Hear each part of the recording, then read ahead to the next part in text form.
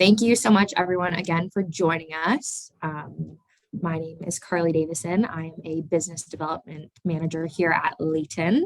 My colleague Gary will be giving the presentation on the non-resident importers sales tax here. And I think we can just get started. I'll give you a little bit of background on Layton, and then I will kick it over to Gary to get into the nitty-gritty. So for everyone who doesn't know or might not know or not be familiar with Layton, we are an international consulting firm helping businesses leverage financial incentives to grow. We work primarily with non-dilutive funding. That is your sales tax recoveries, grants, property tax appeals, shred, you might know, and everything in between. Here in Canada, we have 4 offices, and in the US, we have 2. And basically, we are just reaching out and trying to grow our presence here in North America and meet as many wonderful businesses as we can and bring whatever incentives and knowledge we can share. That's all the better. Now, here today, Gary is going to discuss the non-resident importer sales tax recovery program for those U.S. businesses who sell into Canada, and go over the benefits and different incentives that they can take advantage of through that program. I'll just kick it off to you now, Gary. But before that, if anybody has any questions that come up during the presentation, feel free to put them in the chat. If nothing comes to mind during the presentation, at the end, we'll leave 5 minutes. You guys can unmute and ask any questions you might have. Perfect. Go ahead, Gary. Thank you very much, Carly. Thank you for everybody for attending today.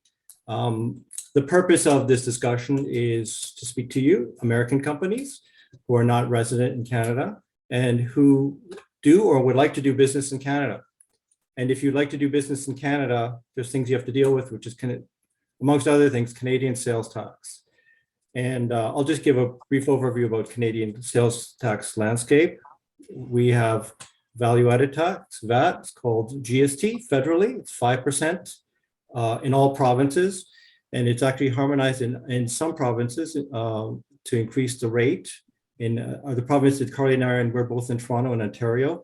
GST is HST, it's 13%. It's 5% federally plus 8% provincially.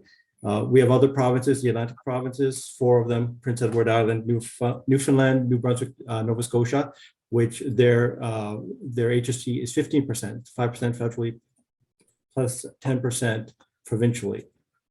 We have provinces that do not have provincial VAT. They haven't harmonized, so they still maintain the traditional provincial sales tax.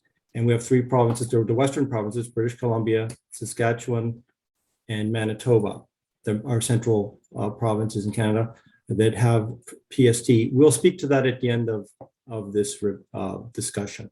I'll be speaking for the next 45 minutes.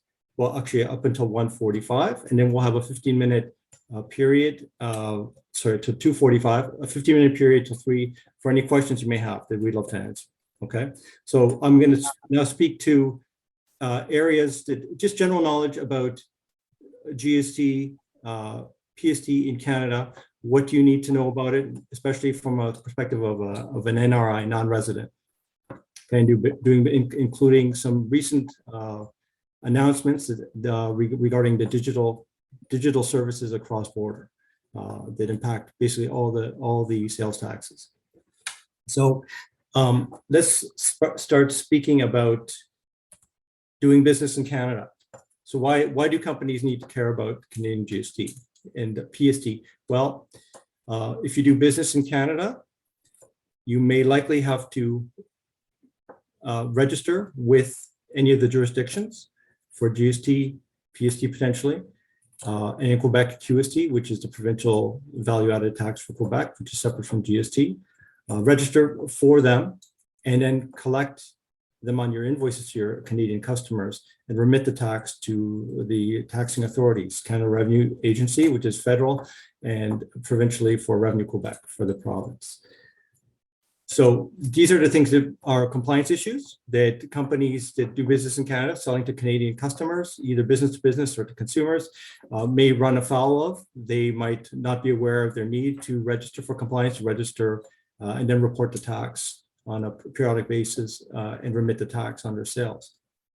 So I'm going to give you the framework of to look out for why are you registered, should you be registered, and what are the issues and what are the thresholds and the benchmarks to register. Okay, so let's look at, it's called the Excise Tax Act. That's our sales tax law in Canada for GST. And under subdivision D of division 5, for GST, every person who makes a taxable supply in Canada in the course of a commercial activity engaged by the person in Canada is required to register for tax. That's the charging law for complying for tax to register. Okay, that's the basics. Now, what's a person? A person under the Excise Tax Act can be a corporation, can be a partnership, can be a trust, can be a charity, can be a union, can be an organization. There's many entities can become deemed to be a person for Excise Tax Act, and subsequently required to be registered to collect and remit Canadian GST and HST. There's exceptions though. There's a threshold, and that is the small supplier threshold. A company that is under $30,000 of annual sales, and that's in Canadian dollars, of taxable sales, and we'll get into the details of that. At 30,000 and under in the previous taxation year, a company is not required to register. It's only once you hit the threshold of $30,001 and above that you're obligated to register for tax. Okay, so that's a revenue threshold to be a registrant. Another area that does not be registered is companies or entities that's only activity is selling real property, real estate, that's not in the course of their business, okay? Or non-residents, NRI'S, that don't carry on business in Canada are not required to register, okay? So that's basically the basic rules. If you're required to register, you will file with the appropriate office, get your number, your identification number, which is a 9-digit number, and then required to put that on your invoice to your Canadian customers and charge and collect and remit the tax on those sales in the first reporting period possible for that sale.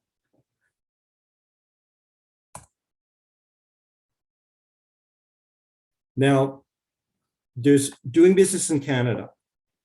So making a taxable sale in Canada, and also the issue of having a permanent establishment, a physical presence in Canada. Those are issues that you have to deal with when you analyze whether or not you're required to be registered to collect and remit Canadian sales tax.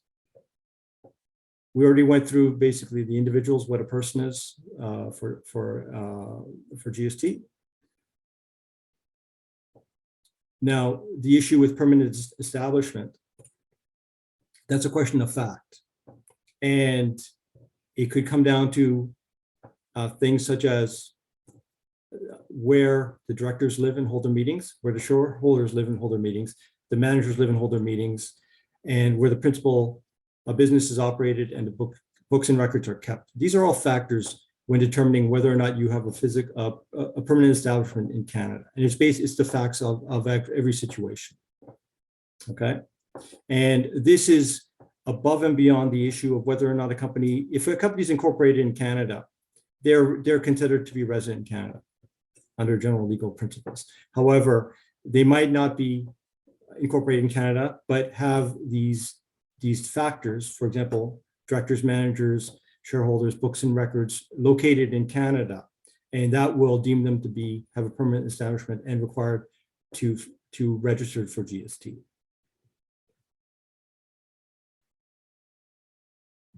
Some examples of a permanent establishment, amongst others, are a branch, an office, a factory, a workshop, a mine, an oil or gas well, a quarry, timberland, any place where a person who works for your organization makes business decisions and does the operations of a company in Canada would deem to be a permanent establishment and require registration. Now, I'll let you know as well, even if you have a permanent establishment, if you don't meet the threshold, the revenue threshold of $30,000 of taxable sales in the prior year, you aren't required to be registered. That's the threshold has to be met.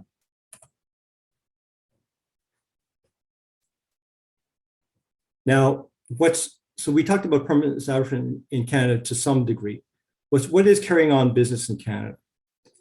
Well, again, the Excise Tax Act is silent on that issue. It's a question of facts, and the areas that make sense are, for example, where are contracts made, where's the company profit-making apparatus, and there's general rules for carrying on business that we would look at to determine whether or not it applies in the case for the company. In the case of sale of property and the sales that you make, there's supplies of either property or service. Property is anything other than a service. Properties, for example, tangible personal property, equipment, supplies, things you can touch and feel, any product that ships across the border. Typically, with those type of sales into Canada, the supply of those is determined to be deemed to be a sale in Canada if the delivery is made to a Canadian recipient, your Canadian customer, in Canada. And there's a lot of US companies that sell goods into Canada. And it all depends on how the sale is carried out. For example, who is the importer of record, who crosses the border?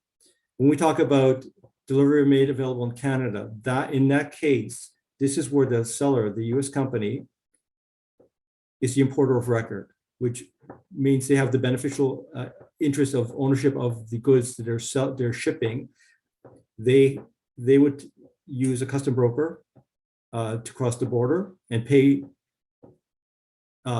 brokerage duties, brokerage fees, and import GST on the value of the goods shipped across the border. In that case, that's a sale made in Canada, and that's subject to GST. Now, if you're selling to your Canadian customer, however, the arrangement is the Canadian customer takes delivery of the goods on the US side of the border, and the Canadian customer will then import the goods across the border into Canada. In that case, that sale is made outside of Canada. It's not a Canadian sale, and that would not be subject to GST. Okay, so in the case of selling goods, taxable goods across the border, Canadian-US border, it depends on who is the importer of record, who's taking it across the border, and who's paying the custom broker the fees for brokerage, and as well duties, and as well as customs GST. Now, when it comes down to Canada, the boundaries of Canada are defined as the land, the internal waters, the Great Lakes, the territory, the seas, which is basically the marine, I guess the Pacific and Atlantic coastline to a certain level is considered Canadian location. And any deliveries made there would be considered a sale made in Canada and subject to tax. Now, if a company is determined to be making sales in Canada, taxable sales, and let's talk about what is a taxable sale. So let's talk about property, goods. There are many goods that can be shipped into Canada that are not subject to GST. There's three types of taxation on any goods, and it depends on the nature of the goods. They're taxable, so anything that's subject to the GST. There's taxable to zero rated, which means it's still taxable, but it's taxed at 0%. This group usually is around basic foods, produce, livestock, certain medical equipment. These things are considered zero rated for GST, and there's no tax on those. Okay. Now, there's also exempt supplies. So some goods are exempt for GST. They're not taxable sales at all. If a company is only making exempt sales of exempt goods into Canada, there's no requirement to be a registrant, and there's no threshold. When a company determines its threshold for taxable sales to make the threshold to be a registrant, you exclude exempt sales. You only include zero-rated sales and taxable sales. Now, a company that meets the threshold and is selling taxable goods and services into Canada and is registered, so they're registered for GST. Whether or not they have a permanent establishment or not, they may not have. Now, filing, how does the filing work, and what is the nature of that? Well, here's how the framework operates. A company will be assigned a filing frequency depending on their taxable sales, up to and including $1.5 million of taxable sales in the preceding year. The company will be designated an annual filer and would file their GST return once per year. On that return, the tax return is called a net tax return. In that return for the period, for the year, the company would have to remit, which is pay to the Canadian government, GST that's paid or payable on their sales, taxable sales. So wherever you've invoiced the company in that year period, whatever being invoiced in that year, the tax, whether or not you've collected the receivable from the client or not, the tax is payable to the government for that reporting period. And that's your GST remittance. The filing is called a net tax file, which means you collect and remit the tax on your sales, but you also self-claim tax credits on any purchases that you make that are associated with your commercial activity in which you've paid a vendor GST. So for example, if you've done some business in Canada and you have vendors who've charged you their service, supply of property or service with GST, you can claim the tax on your supplier invoices, the invoices which have become paid or payable within that reporting period, that year, you claim it as a refund. So it's a separate line item, and it basically offsets the tax that you remit on your sales. It's called net tax. In the case, for example, where you've had tremendous amounts of purchases, which include GST, and you've had very little sales, where you've collected and remitted tax, your net tax return would be a refund position. And your filing, you would basically get a refund of tax, the net tax, your net refund, you get the refund back at the end of the year from the Canadian government. If your sales are higher than your costs, which include GST, Canadian GST, you would be in a net payable position, and you have to pay the net tax at the end of the year to the Canadian government. Now, the threshold is up to $1.5 million of revenue, taxable revenue in the prior year to be an annual filer. If at any point you exceed the $1.5 million and $1, you will move to a quarterly filer. So for your taxation year, you will have 4 equal installments of tax, or 4 separate reporting periods for each quarter that you'd have to file your net tax return. If at any point your taxable revenue exceeds $6 million, so that quarterly filing is from $1.5 million and $1 up to $6 million of taxable sales. If you've exceeded the $6 million in your preceding tax year or preceding taxation quarter, you immediately become a monthly filer, and you have to file your net tax reporting on a monthly basis going forward. And that changes obviously dynamically with your company's growth. Now, here's another thing for filing net tax return. For any sales, taxable sales where you've collected or you've charged tax, you have to remit the tax on your sales in that reporting period. Otherwise, that would be, if it's a late filing or filed in a different period, that will be an error and may be subject to penalties and interest for late payment.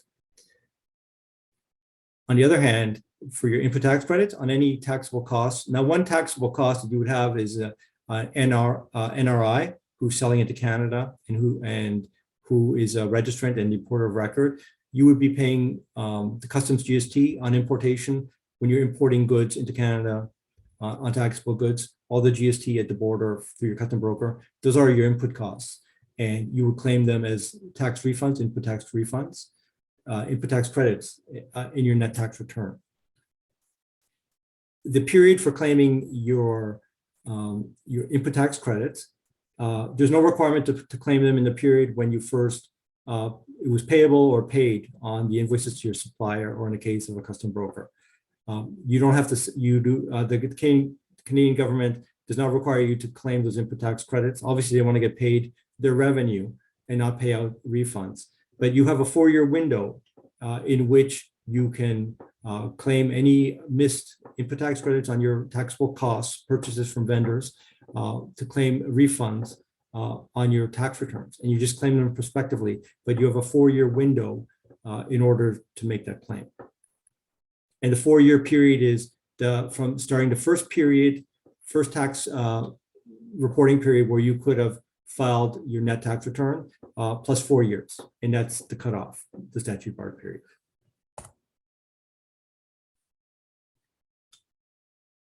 Now, here's an interesting one. For companies, NRI'S, who are registered for GST, but do not have a permanent establishment in Canada, the Canadian government will require you to put a security deposit up with your tax before you file your net tax return.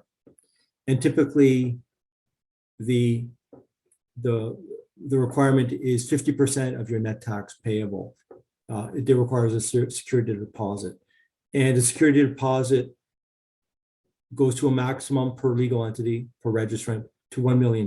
That's the maximum.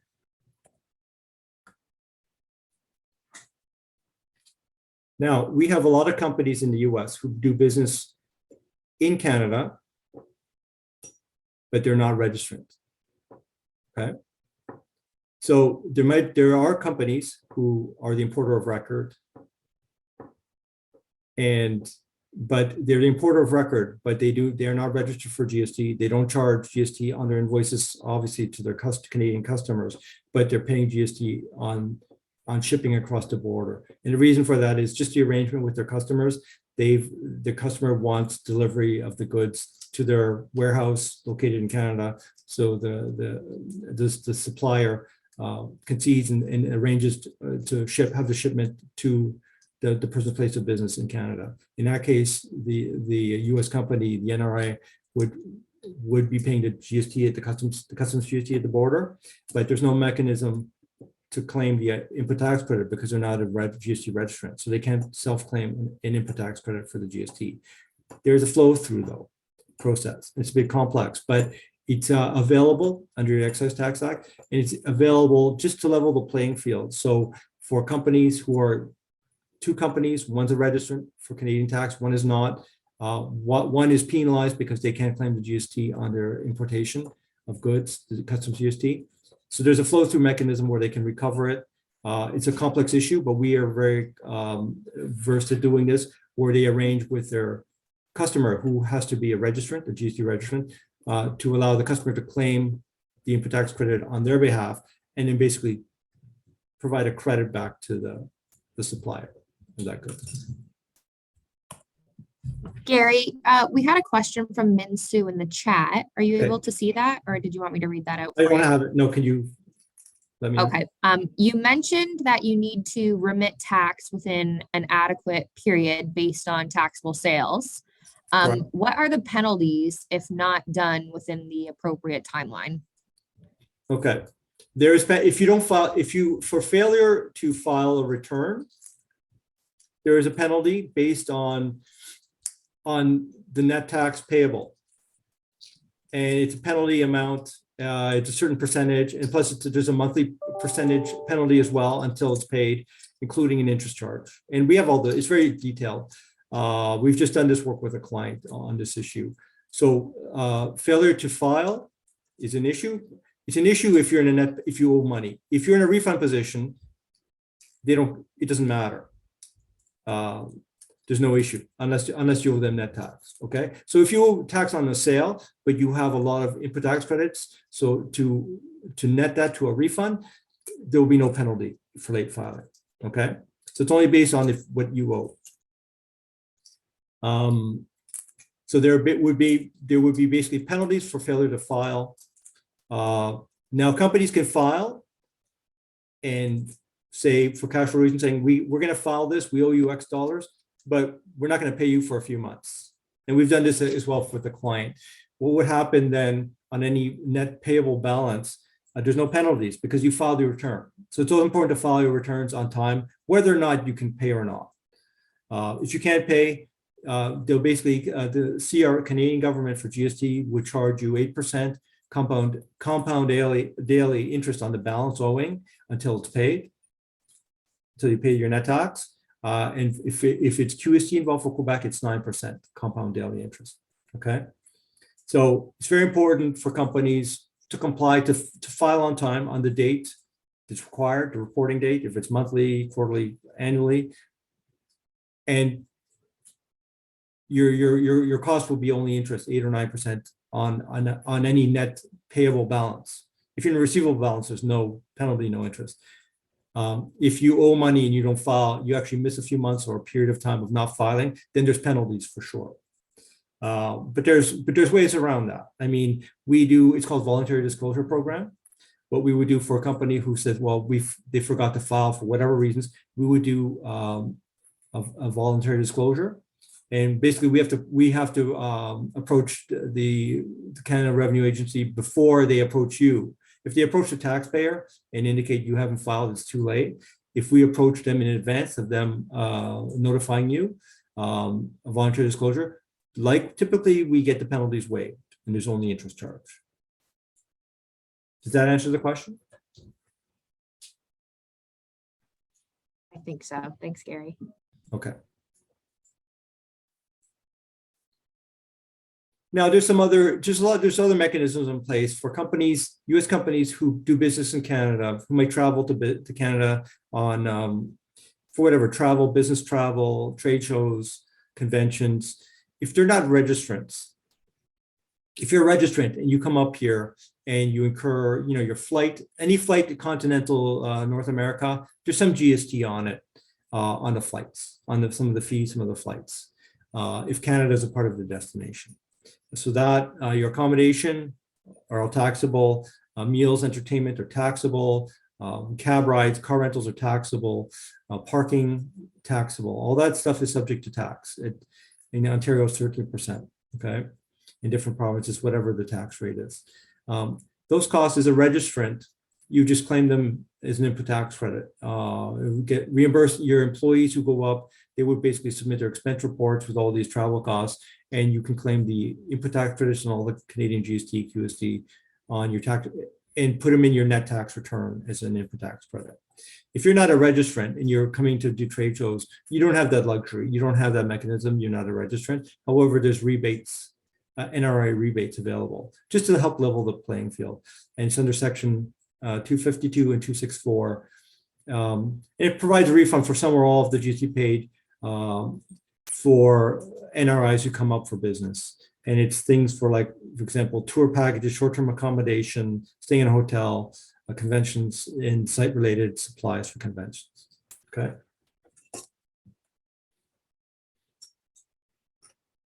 There's one area of importance. Anybody who's a director of a company who is a registrant or should be a registrant, there's a liability for directors under section 3 sub 3.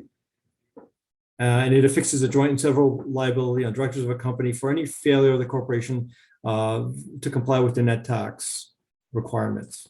Okay. And this liability, in case of we've seen it with companies who fail, who go out of business, and they might be delinquent on their tax. They may not have remitted taxes. There's a liability there. They owe the Canadian government for net tax.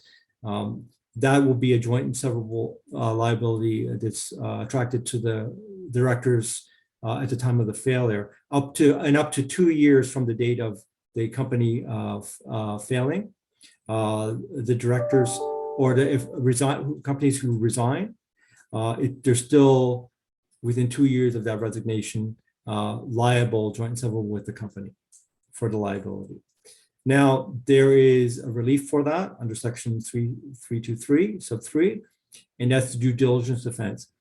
If a director can show that they've exercised a reasonable degree of care and diligence to prevent the company's failure to do the remitting their net tax, that any reasonably prudent person would do, that's a relief from the liability in this case. So now we're going to get in. That's just the basics of GST that's been ongoing for quite a long time. There's been some new developments since July 1st, 2021 for GST, and it applies basically, it encompasses GST, federal GST, as well as the provincial parts of GST for the provinces, as well as for Quebec, specifically Quebec for their QST, for the provincial value added tax, and in some cases as well for the provinces, for PST, for British Columbia, Saskatchewan, and Manitoba. And this is regards to the digital economy businesses. Okay. Now, this is legislation. It mandates companies that work in this space, operate in this space, to become registrant for GST, QST, as well as for PST. Okay, they're required to as of July 1st, 2021. There was a period of time just to allow companies to get familiar with this and get their compliance in order. So there's leeway. That's not the exact hard start date, but there was a 12-month period that they allowed companies to get familiar with this and get their compliance in order. Now, what this area relates to, and it relates to, especially with COVID, digital businesses, in particular, platform operators, company that provide digital services, streaming services to Canada, that it might be US companies, and these companies don't require to have permanent establishment in Canada at all. As long as they're providing, for example, streaming of media, music, video, Netflix, for example, even Amazon.com, procurement platforms that sell products to Canadian consumers through distribution warehouses. All these companies are required to be registered for GST and QST and PST. Under this simple type of registration, it's separate from your typical registration. Under this registration, these companies, they typically do not claim input tax credits on any cost. But they remit the sales tax on their sales to the end user. And in this case, what really sets this apart is the end user here are specified consumers. They're individuals. They're not registrants. So it's not business to business. It'd be somebody like me, an individual who buys Netflix, who has a Netflix account, who has a Spotify account, who buys stuff through Amazon that's shipped across the border, who stays in an Airbnb. It's also for short-term accommodation, which is Airbnb. Anything under 30 days of short-term accommodation is subject to GST, Canadian GST. All these businesses, virtual businesses, are have to be required to register under this protocol.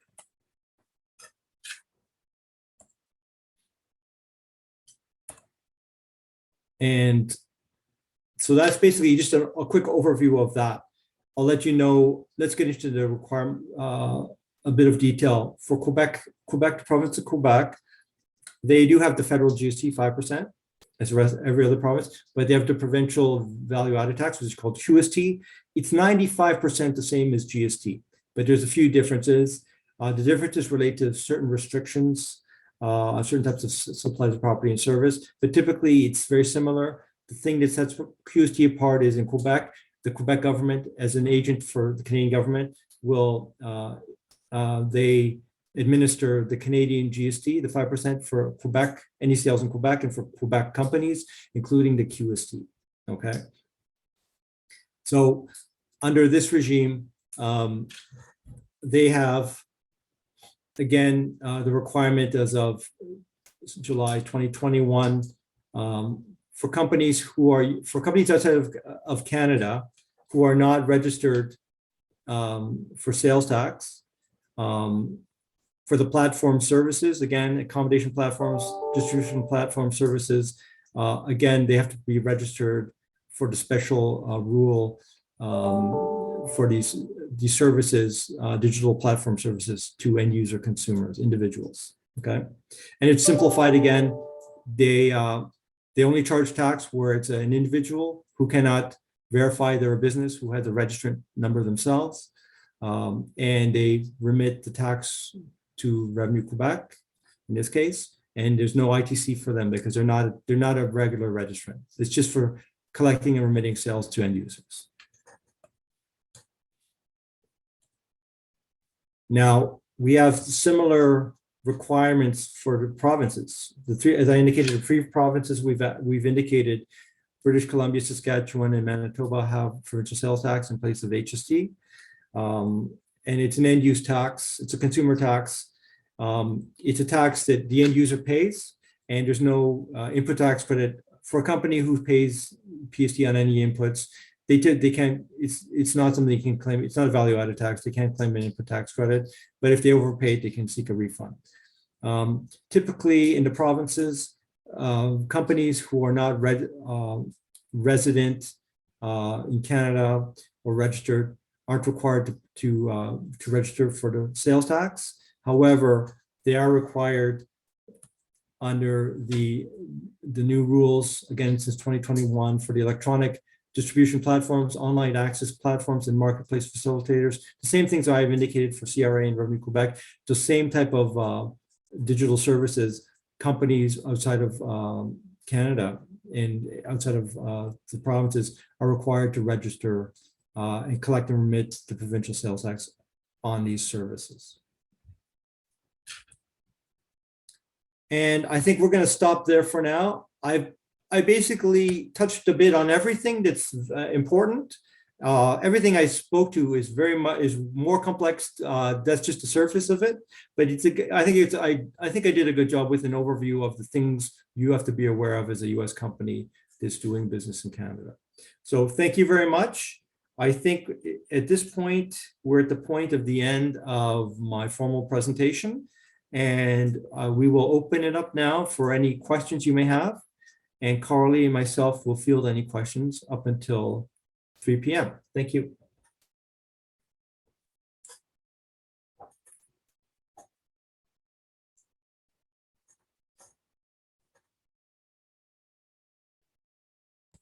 Hi, Gary. Thank you for the session. I do have a quick question. It's mainly around the flow through mechanism. I know it seems like a complex process, but we're looking mainly at as a company that does business in Canada but isn't registered. A flow through mechanism seems to be a way in which they can still benefit through this practice. Correct. What would be the main things to look out for that would be a clear sign for me to say, oh yes, I can benefit from this process? Here's the things you should look at. So first of all, are you selling into Canada? Are you the importer of record? Are you selling? This relates to goods like machinery, parts, equipment, not services. It's only for goods. Things that are traveling across the border. Anything that goes across the border at the Canada Border Service Agency is going to be reviewed of the bill of lading to see, is this a taxable? Are these taxable items? And if so, they will charge you the tax on the fair value, the GST on the fair value of the goods. Okay. So first of all, are you the importer of record? Are you shipping to the Canadian side of the border? That's the first thing to look at. If you're not, and you're saying we're shipping and the Canadian customer is taking the goods on the US side, there's nothing for you to consider here.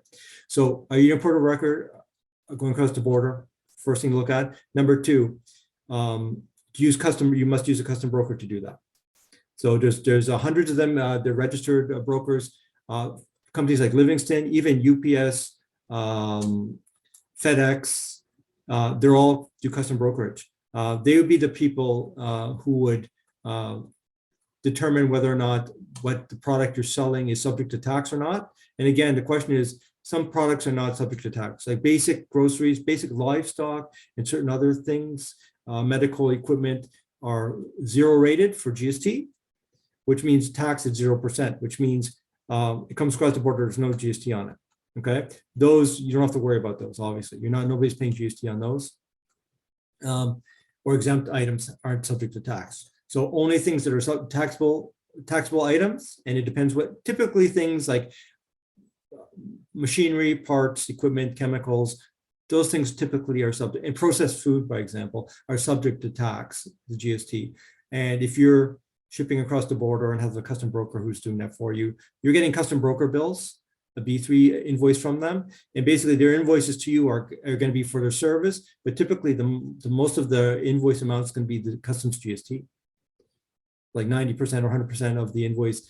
You're reimbursing them for the GST they paid on your behalf to import into Canada. Okay, so that's the way you should look at that. Does that make sense? Yes, super clear. Thank you very much. I mean, I would suggest we have a lot of meetings with NRI'S throughout the week, and that's the discussion that Carly and I have with our potential clients. And we go so far, it's pretty complex. And also, if it does make sense, we find there's companies that might have different operations or entities all across the US, and each one does its own thing. They may sell into Canada, but they may not. They might sell something as taxable parts or exempt parts. It depends on what the business line is. And some of them are the importer of record, some of them are not. It's whatever they've arranged.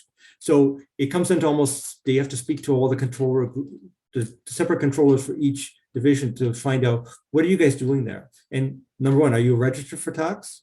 And are you an importer of record? Are you paying customs GST? Are you claiming the input tax credit? If you're not registered and you're paying customs GST, that's the potential for the flow through. And the flow through will be, it's a bit of a complex process, because we will need to get your documentation, including the invoice to your Canadian customer, to show that you've charged your Canadian customer and you did not try to pass the Canadian sales tax on. In some cases, we have companies who are not GST registrants, but they say, well, look, I'm shipping this across the border to my Canadian customer, and I'm paying Canadian sales tax at the border. I'm just going to tack it onto the invoice to them to reimburse me. If they do that, there's no opportunity, and quite frankly, that's an illegal thing to charge the GST as a line item on an invoice if you're not a registrant. Because as a registrant, you're basically an agent you are an agent for the Canadian government. You're collecting and remitting their tax on your sales to them. It's their money. And so if you're getting it reimbursed from a customer on an invoice, but you're not a registrant, that's not allowed. So there's no opportunity for refund there. So we need to see your invoicing to your customer if it's on site, as well as the custom broker invoice, the B3 document. And then make an arrangement with your customer. And your customer has to be a registrant, has to be a GST registrant. And we can provide them the documents that they would then claim the input tax credit on their net tax return, get the refund, and then be kind enough to give you back a credit for that GST. So that's basically what we do. We do that with non-resident registrant companies for the flow through process. We had another question here, Gary. Okay. For an NRI without a permanent establishment in Canada, are there any additional requirements for compliance over a NRI with a permanent establishment? The only requirement is the security deposit. If you're an NRI and you become a registrant, some do, just because they have a lot of sales and their processes, they're the importer of record. So, and they have a lot of, I think the primary thing is you have your sales feet, your engineers, your sales guys going up to Canada and staying in hotels and doing conventions and on site doing installations, things like that, projects. They're incurring a lot of Canadian sales tax with their employees. So they can recoup that by becoming a registrant. If they do that, they're not a permanent establishment in Canada. They do have to post a security deposit on 50% of their average net tax, up to $1 million, and that's a requirement, obviously, because Canadian government. If you have a permanent establishment in Canada, They know where you are. They can come to you, to your business. You have assets there.